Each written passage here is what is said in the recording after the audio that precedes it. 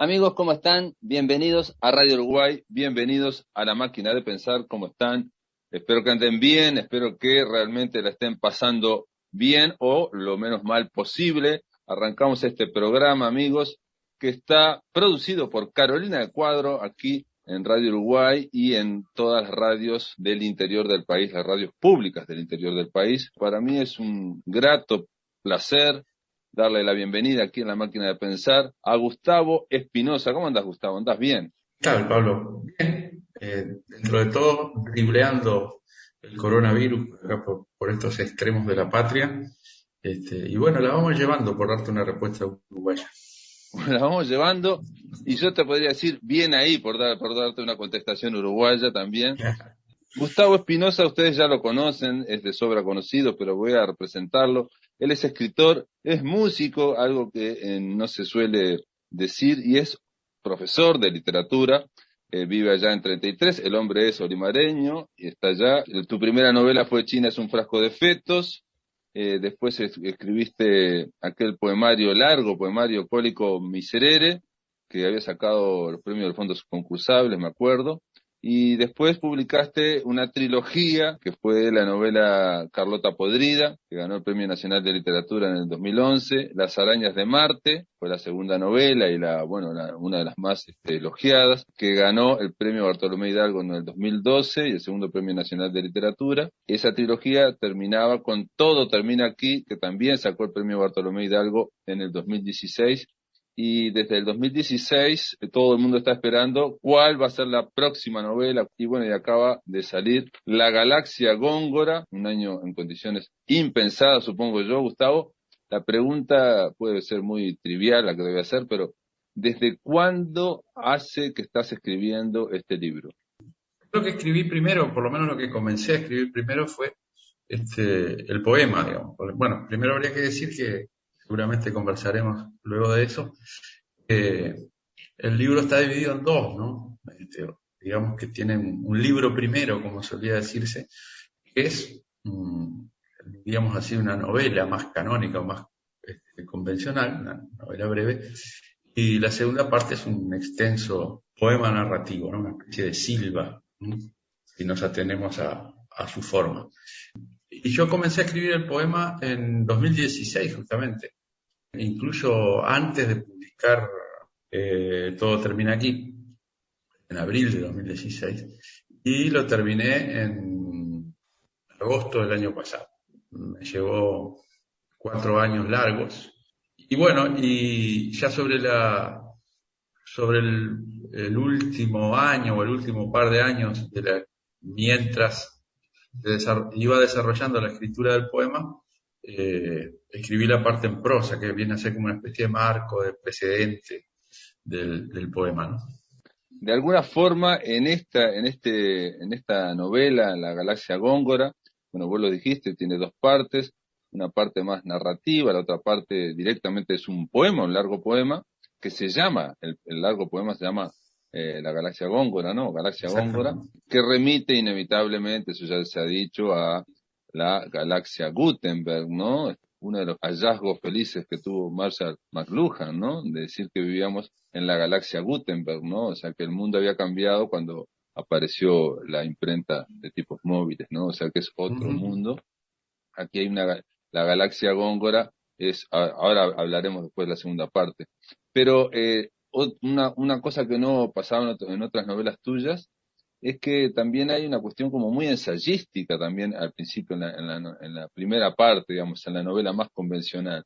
Se está Sí, hablando de esta galaxia Góngora y se la está analizando. sí, es un dispositivo narrativo no muy original, creo, ¿no?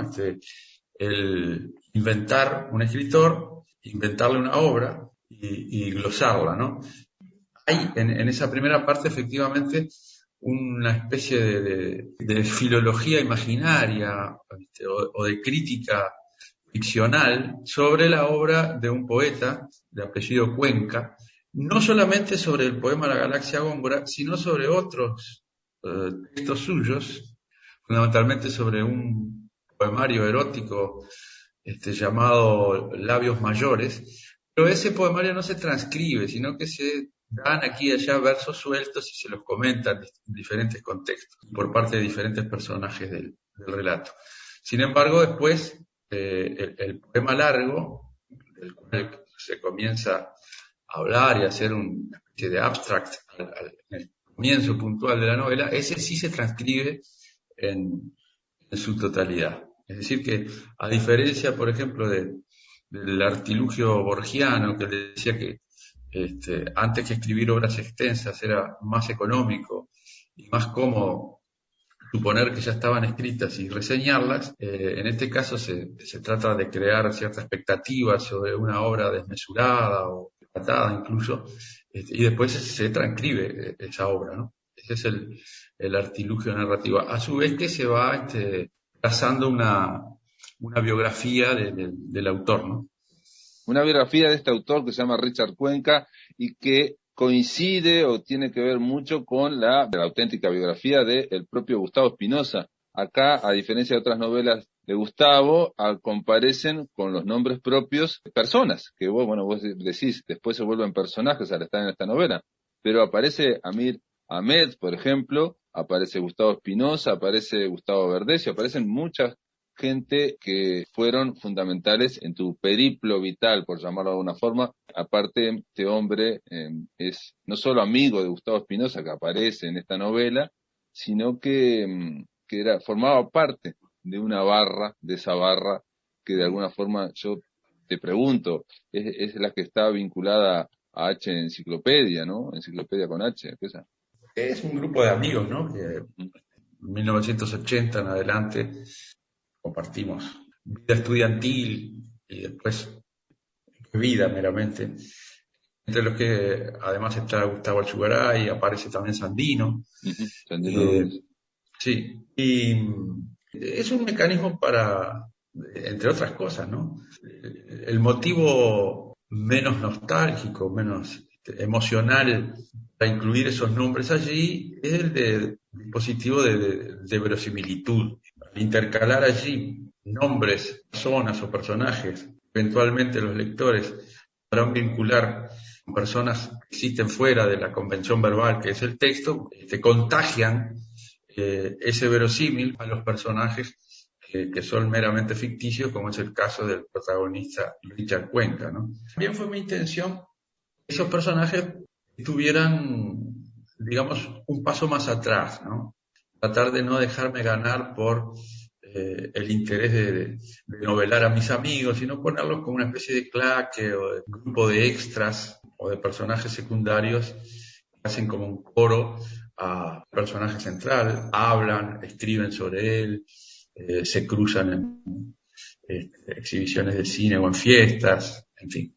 Pero, por ejemplo, digamos, el lector, yo en este caso, Uh-huh. lee que Espinosa y Ahmed han dicho en más de una entrevista y han escrito en el texto que firmaron juntos como posfacio a la segunda edición de Labios Mayores, que el encuentro entre ellos dos y Richard Cuenca tendría que haber ocurrido por primera vez el día en que formaron parte, junto al autor de La Galaxia Góngora, de la única generación de estudiantes que ha rendido examen de ingreso a la Facultad de Humanidades de Montevideo. La prueba tuvo lugar el 25 de abril de 1980. La pregunta es, ¿eso ocurrió, por ejemplo? ¿Vos conociste a Amir Sí, ahí? o sea, Amir Ahmed y Gustavo Espinosa formaron parte ese día de la única generación de estudiantes que ha rendido examen de ingreso a la Facultad de Humanidades. También es verdad que Gustavo Verdecio estuvo unos minutos allí porque él estaba interesado en ingresar a la Facultad de Humanidades, igual que nosotros. Pensaba que tenía que rendir examen de ingreso, pero a último momento, es decir, ya con los equipos en la cancha, digamos, Uh-huh. comunicaron que aquellos estudiantes que ya eran estudiantes universitarios, y Verdecio ya era estudiante de Derecho en ese momento, no tenían que rendir la prueba. Así que se fueron a sus casas, unos cuantos Verdecio entre ellos. Ah, ya Pero, salvaba él, ya estaba adentro. claro, sí, pero Amir y yo pasamos por esa ordalía y hay algunos detalles que yo los he contado en otra parte, en algunos textos sobre Amir, algunos detalles de esa malhadada prueba de ingresos son estrictamente históricos, digamos, o por lo menos para no ser tan pomposos, ocurrieron en realidad.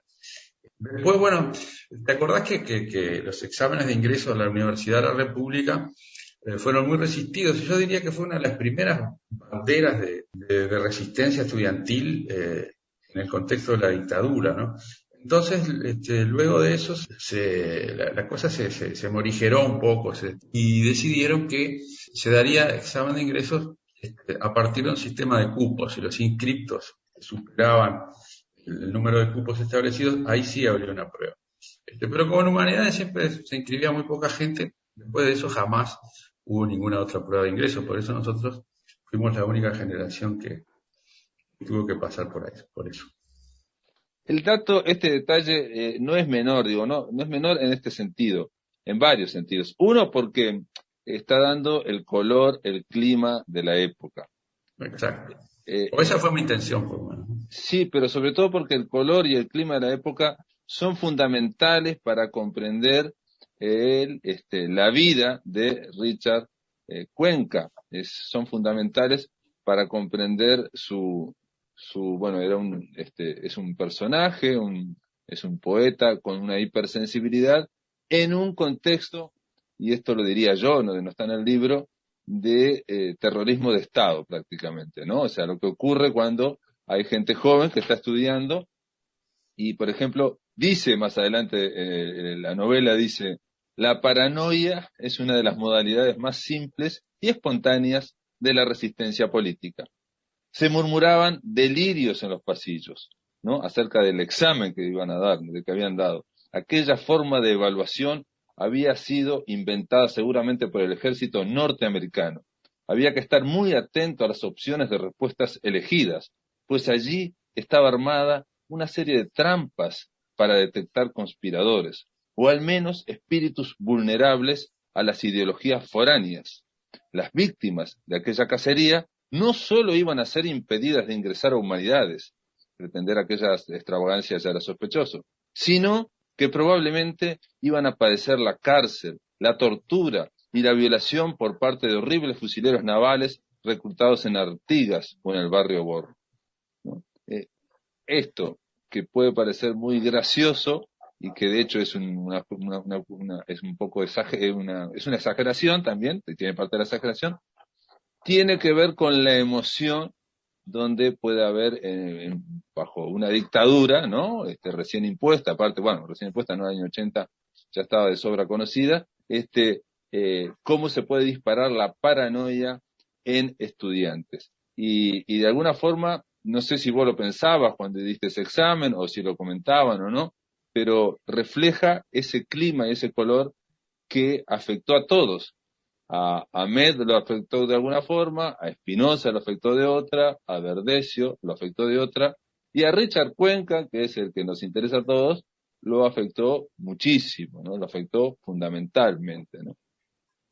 Y eso es un detalle que no le debe nada a mi imaginación, ¿no? Bolaño decía que para escribir novelas no hay que tener imaginación, hay que tener memoria, lo cual es una butad, por supuesto, o una exageración al menos, pero en este caso lo podemos aplicar.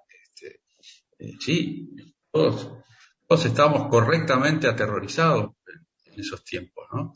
Y eso ese párrafo que tú acabas de leer, eh, es da cuenta de las formas quizá menores del terror, ¿no? Ah, y se decía eso, sí, porque había una parte del examen que era una múltiple opción, muy Interpretación. conductista, ¿no? Pero también se da cuenta en el texto de otras formas más directas y atroces del terrorismo de Estado, el miedo a la tortura, por ejemplo, las versiones que circulaban subsum corda, digamos, del tormento parecido por el escritor Nelson Marra, Claro, que se menciona algunas veces en el texto exacto. también, y el protagonista es, entre tantas cosas, creo yo, este, un, un aterrorizado, ¿no? Es Exacto. alguien sobre el quien siempre pesa este, la amenaza del miedo, la amenaza bajo la cual todos vivimos aquellos tiempos. Sí, Evargisto Richard Cuenca se llama este hombre, Richard sin la D final. Ujú. Lo que quiero decir es que en este personaje inventado, en este poeta sensible y erudito, lo que ocurre aquí es que vamos a ver la, la consecuencia de lo que puede ocurrirle o que pudo haber ocurrido a una persona extremadamente sensible. ¿Qué quiero decir con esto? Es que en general estas tragedias o micro tragedias no las registra la historia, pero puede ocurrir, pudo haber ocurrido también que un escritor en ciernes, un poeta, quedara simplemente aterrorizado. En el año 80 se sabía ya, se conocía más o menos las torturas que había, entonces no era solo paranoia, existía, digamos, ese garrote, digamos, simbólico, y en el caso de Vergisto Richard Cuenca lo aterrorizó al extremo de que en su primer libro, Labios Mayores, ese poemario, se registra, bueno, la novela cuenta cómo el hombre estaba aterrorizado en la presentación. Y atención, en el año 80, una presentación de un poemario, de un libro, no necesariamente era una de las mayores preocupaciones del régimen de la dictadura militar, pero se puede vivir, se la pudo haber vivido así, ¿no? Yo recuerdo que alguien le preguntó a una amiga mía, una actriz, que estaba haciendo una encuesta, una investigación, ¿no? Para su actuación, ¿no? Estaba estudiando la MAT, necesitaba interrogar a escritores. Y entonces yo le pasé el mail de Mario Lebrero. Digo, preguntale, digo, ¿no? El tema de la dictadura. Entonces ella le preguntaba a todos los escritores que le hacía una simple pregunta, era, ¿cómo afectó la dictadura militar o cívico-militar tu obra, ¿no?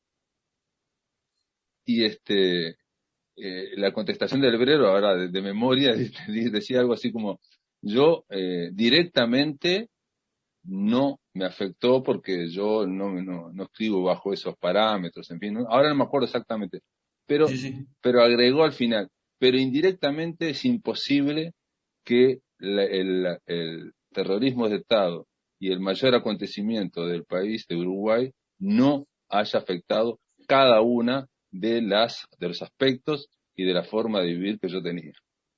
claro. Hay otra cosa también en la cuestión de este personaje, ¿no? De Cuenca.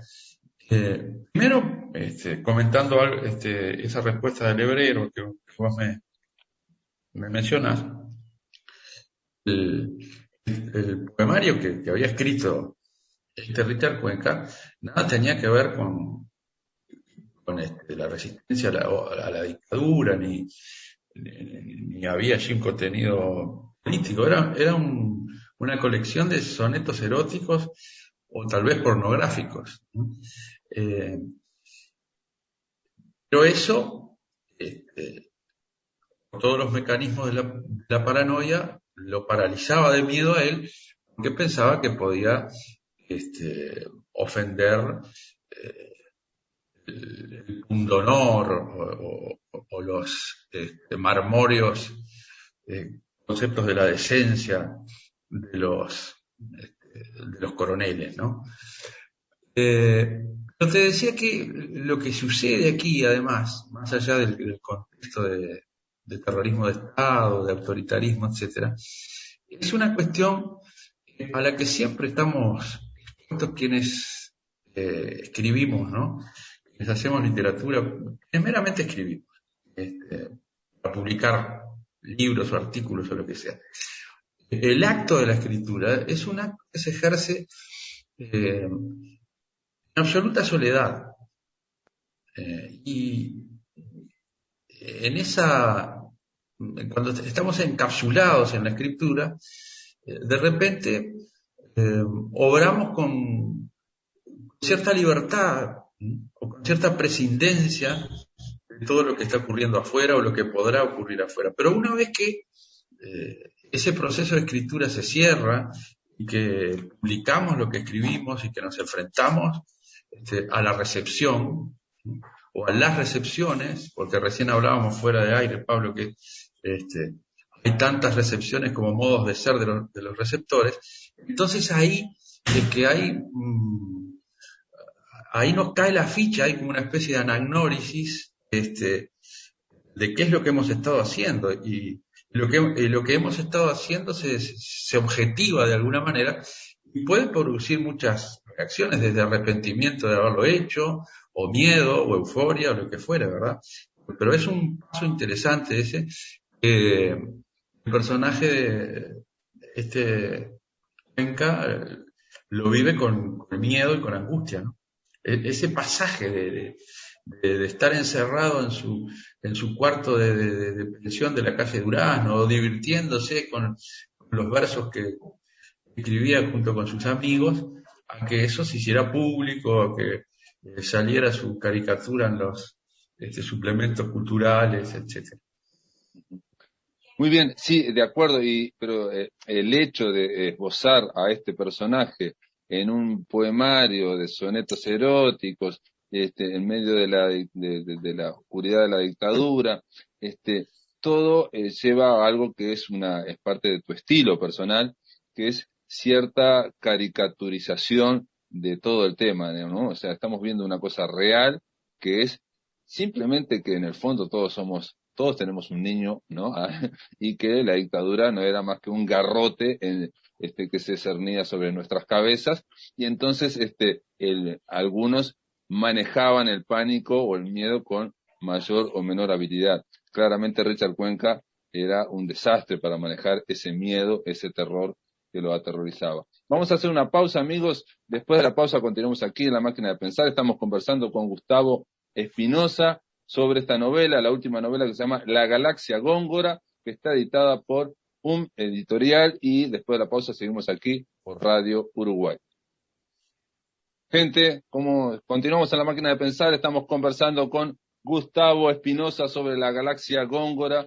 Estamos hablando obviamente, del tema principal del libro, que es este personaje, Richard Evargisto Cuenca se llama, ¿no? O Evargisto Richard Cuenca, se llama así, que yo te mencionaba en el bloque anterior, que de alguna forma es una especie de caricatura de sentimientos, de emociones que realmente eran muy reales y que están comunicados con mucha emoción aquí en la Galaxia Góngora. Yo te decía, incluso fuera de micrófono, que no había visto tanto el humor, pero quizás porque yo también que caí bajo ese foco, ese foco de seriedad. Se hacen entre esos amigos, se ríen, intentan hacer alta literatura, pero siempre en cenáculos mínimos. La presentación del libro Labios Mayores, no, que es el de sonetos eróticos, no va como es lógico, no van masas, no repercute en todo el sistema nacional, como ocurre con la poesía, como ocurre con la literatura.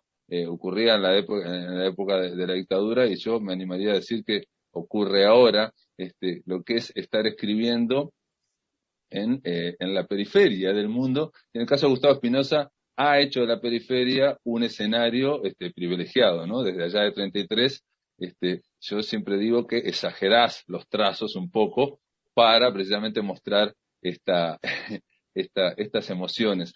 Y en el caso de Cuenca, en un momento hace una declaración que quizás atraviesa todas tus novelas, Gustavo. Dice en un momento Cuenca, ¿no? Yo, como cierto poeta que ya nadie lee ni está de moda citar, detesto el tiempo y el lugar en que me tocó nacer. Y creo que, como dijo Flaubert, hablando justamente de las relaciones por las que usted me pregunta, que la literatura es la única consolación a la triste placenta, no sé qué es, de la existencia. Y a los tedios de la existencia, decía una traducción ya no muy fiable que yo leí hace décadas, ¿no? Bueno, por un lado, los trazos de grotesco, que siempre andan por ahí, porque uno escribe como puede, ¿no? Yo creo que se deben justamente a algo relacionado con lo que decía, ¿no? es cada vez más arduo, cada vez menos sencillo, si es que alguna vez hubo algo de sencillez en eso, instituirse como un sujeto o imaginarse a uno mismo como un sujeto, ¿no? Y proferir cosas, eh, dichos o pensamientos o escrituras que a uno lo posicionen como sujeto en esto que funciona permanentemente. Entonces, la voluntad de hacerse un sujeto justamente convierte a los individuos en disfuncionales, es decir, que no conectan, que no funcionan en la maquinaria de eso que llamamos realidad, o que bien podemos llamar, si nos politizamos, un ápice capitalismo, ¿no? Entonces, estos son ese grotesco, creo yo, como define un poco a Cuenca, es un personaje grotesco, auténtico, creo. Eh, es como un rasgo de esa subjetividad contrariada, es decir, de esa voluntad de ser una agencia de subjetividad, de ser un sujeto, el contexto le niega, ¿no? En tanto que poeta, en tanto que pobre, en tanto que provinciano. eh, Eso por un lado, ¿no? Y bueno, los amigos secundan también esa cualidad, ¿no? Pero es así, claramente. Y, y las presentaciones de los libros de poesía siguen siendo tan poco nutridas o concurridas, creo yo, en los años 80 como ahora, ¿no? Claro. Y el tema de, bueno, vuelvo a lo mismo, haber nacido en Uruguay, en la parte del Uruguay, en el siglo que le había tocado en desgracia, era un problema, decía Richard Cuenca, metafísico imperdonable. Acá aparece una y otra vez algo que ya Borges lo planteaba, y yo creo que también Bolaño lo plantea, que es cómo erigirse como gran escritor, cómo llegarle a hacer alta literatura, habiendo nacido o habiendo estado en la periferia del mundo cuando el mundo no estaba globalizado como ahora tampoco, ¿no? Pero el hecho que esté global tampoco quiere decir que sea tan fácil llegar al centro, ¿no? Entonces esa conciencia de estar desde la periferia, bueno, puede generar muchas cosas. En el caso de Borges o de otros escritores puede generar mucha libertad, pero también puede generar un problema metafísico imperdonable. Bueno, yo seguramente cuando escribí esa frase, que el personaje adscribe a una famosa cita de Darío en las palabras liminares de prosas profanas, ¿no? Eh, entonces que un pobre muchacho que apenas tenía para comer, que vivía en una pensión, que era hijo de peones rurales, dijera esa frase tan pomposa, eh, ya pinta un poco la megalomanía caricaturizada del personaje, ¿no? Pero estaba pensando también en una frase que una vez dijo en una de las tantas bromas agudas de Jorge Medina Vidal, Ujú. que una vez dijo: mi gran problema metafísico es ¿por qué no soy millonario? Eso pensaba Claro. particularmente cuando Richard Cuenca da esa respuesta a una entrevista, esa además, ¿no? Por otro lado, sí, está el asunto ese de que escribimos en español, ¿no? Y Cuenca, con su fascinación por el barroco, por la tradición del siglo de oro y por Góngora en particular, se inscribe además en una tradición lingüística, en una tradición poética, no está de moda, ¿verdad? Claro. Que es la tradición de la lengua española. Viste que él reivindica explícitamente toda esa cuestión de las acrobacias de la lengua. Él sostiene con la megalomanía que suele exhibir cuando está borracho, el único poeta uruguayo capaz de empardársele era Herrera y Reisig, por ejemplo. Ujú. Es de alguna manera un poeta inscribible en esa tradición. ¿no? Entonces, eso te sitúa, te sitúa en un margen, ¿no? Te sitúa por lo menos en un margen del mercado, ¿no? Te sitúa por lo menos en un margen del mercado.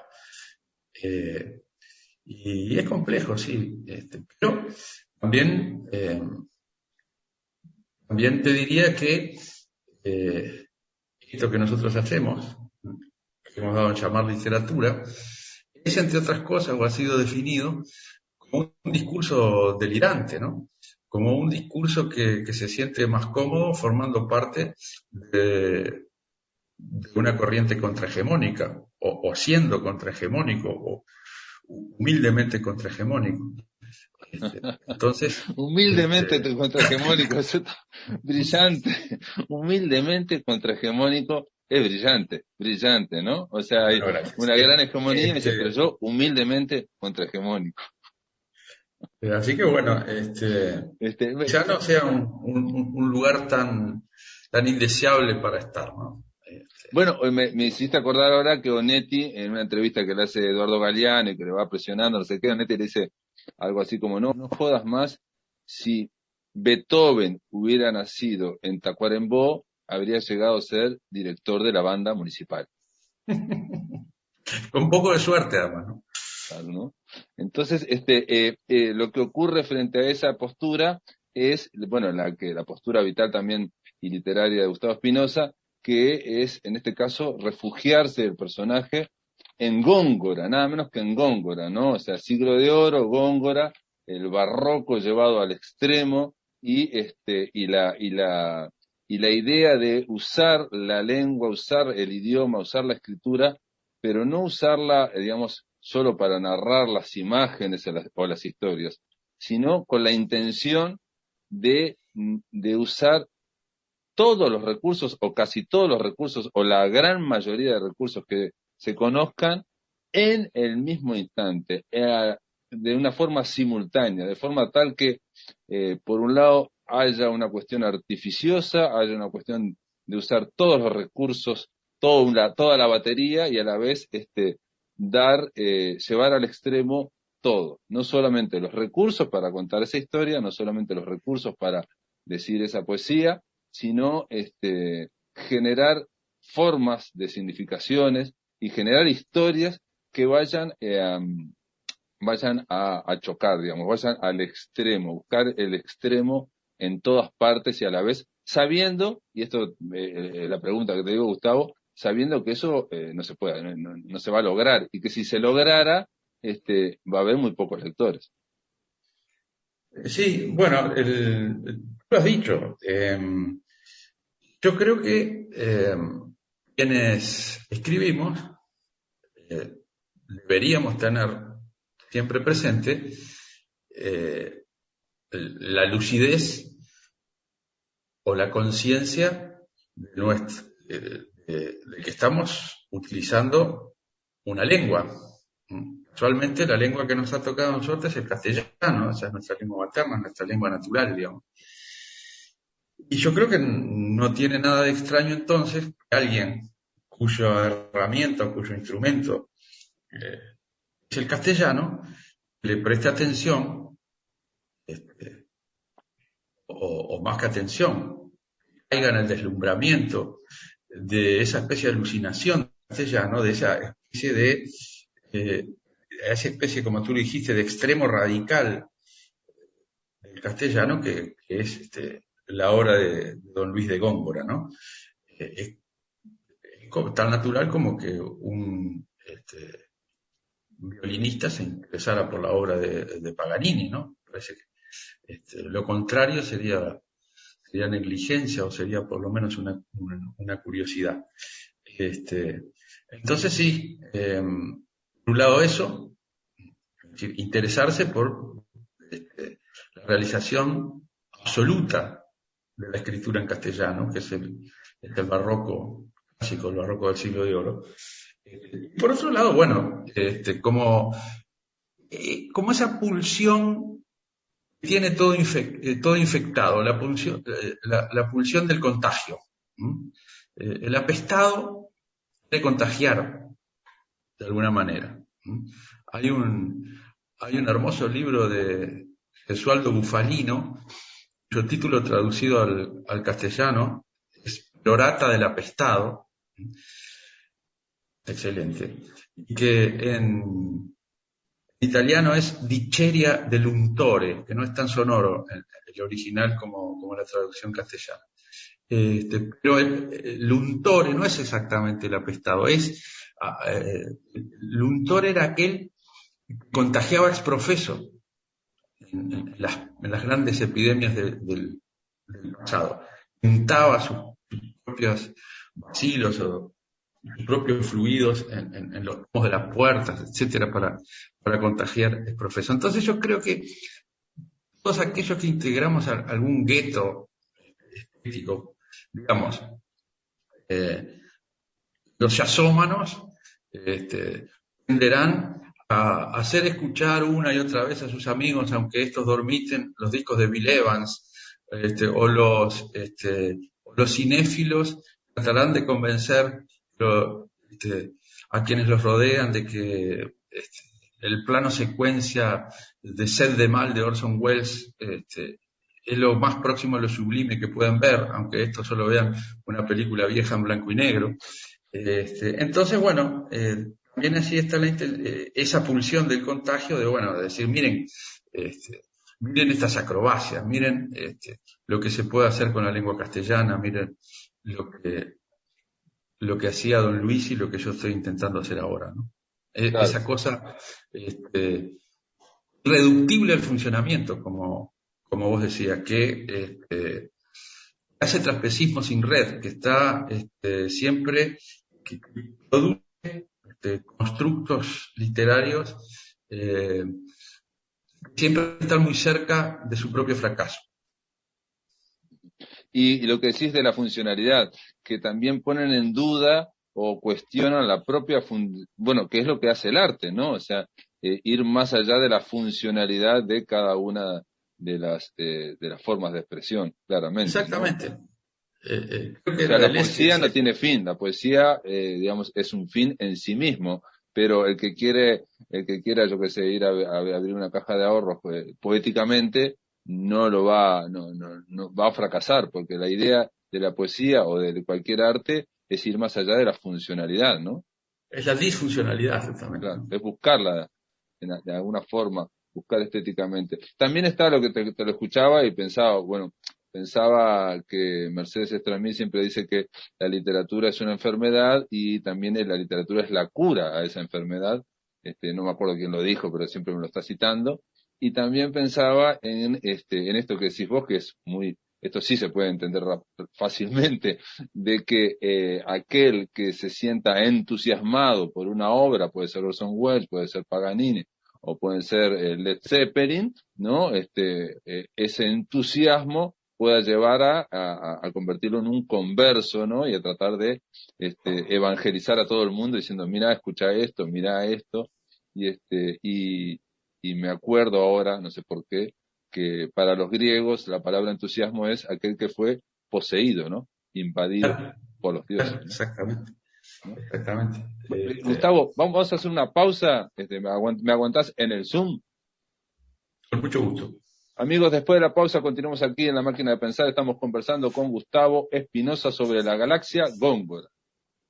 Amigos, continuamos este último bloque en la máquina de pensar. Estamos conversando con Gustavo Espinosa sobre la galaxia Góngora, la última novela de Gustavo que acaba de ser editada por la casa editorial y que consta, como hablamos, tratamos de describir aquí, de una novela que trata, por un lado, de la vida de un autor, ¿no? La vida y obra de un autor, Richard Cuenca, un hombre que aparece uruguayo, un hombre que elige, no estudia en la Facultad de Humanidades, estudia letras junto a Miramed y junto a Gustavo Espinosa, y que en un momento de su vida elige irse a Vergara, ¿no? Entonces hay otra cosa, es irse a Vergara, es ir a un pueblo muy chiquito, o sea, irse a la periferia de la periferia y desde ahí tratar de hacer literatura. Lo primero que digo como lector, que me llamó la atención, pensaba que en Vergara iba a aparecer Feliberto Hernández, que pasó por ahí, pero no aparece. En lo de Gustavo Espinosa no aparece en esta novela. Pero lo que quiero decir es que desde esa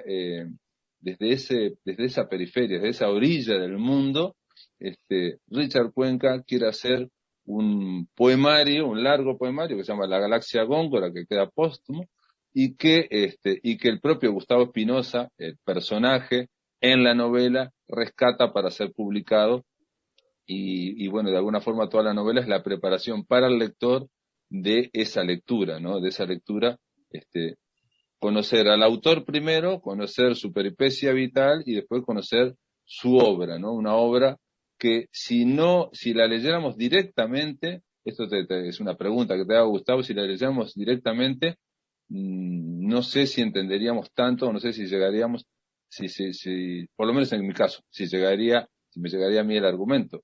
Pero si alguien me dice, como empieza la novela, que en el siglo XXIII el trono del reino de Dinamarca es ocupado por un monarca chino, que ahí se desarrollan ciertos proyectos para usar una máquina del tiempo, y cuando en el siglo XXIII se intentan traer desde a Kierkegaard, nada menos al filósofo Kierkegaard, o a Hans Christian Andersen, y fracasan, y entonces intentan traerlo a Niels Bohr, al físico danés Niels Bohr, y también fracasan, y después por casualidad traen, o por un error traen a Luis de Góngora, lo traen, pero no lo traen al siglo XXIII, sino que lo traen al siglo XX, y lo traen a Vergara, nada menos, donde anda deambulando por ese pueblo, anda extrañado Luis de Góngora, y Argote anda extrañado por las periferias de Vergara. Y es un poco más extenso, digamos, ese sería el argumento de la Galaxia Góngora, de ese poemario, ¿no? Que, como yo dije en el bloque anterior, no solo quiere extremar los recursos, sino la propia historia. Todo se va extremando, se va radicalizando, y aparece. ¿Por qué el siglo XXIII, por ejemplo? ¿Por la fuga del siglo XXIII, la película aquella, Creo no? creo que anduvo por mi cabeza eso, ¿no? Podría ser cualquier otro siglo, pero creo que debe haber andado por ahí este, el, el ya, el ya bastante difuminado recuerdo de esa película que vi alguna vez en el cine municipal de acá del 33. Además, hay una película apócrifa, es decir, una película falsa, que es recordada por uno de los personajes de la novela que se parece un poquito a Fuga en el siglo XXIII también. Así que algo de eso puede llegar a ver. Y vos me decías que no aparece Feliberto Hernández en Vergara, es cierto, este, pero no me acordé en esta oportunidad que Feliberto Hernández había andado por Vergara, y es verdad, hay algunas personas justamente de ahí de Vergara que han rescatado esa historia y han narrado y la han documentado muy bien. Eh, y por otro lado, Feliberto Hernández, en sus giras por el interior, ya había aparecido en una de mis novelas anteriores, en Las Arañas de Marte, en esas giras que hacía junto con el poeta Yamandú Rodríguez. El en sí aparece, y que termina en un extraño contubernio con Góngora cuando este es transpolado al siglo XX, es un poeta vergarense que es Serafín J. García, ¿no? Que dice que ese sí, tuvo esa voz tan extraña, o fue favorecido por los astros, o vaya a saber qué, y sí que se transformó en un sujeto y en una voz, ¿no? Volviendo un poco a lo que hablábamos recién, es uno de los bestsellers y long sellers de la literatura nacional, su libro Tacuruces.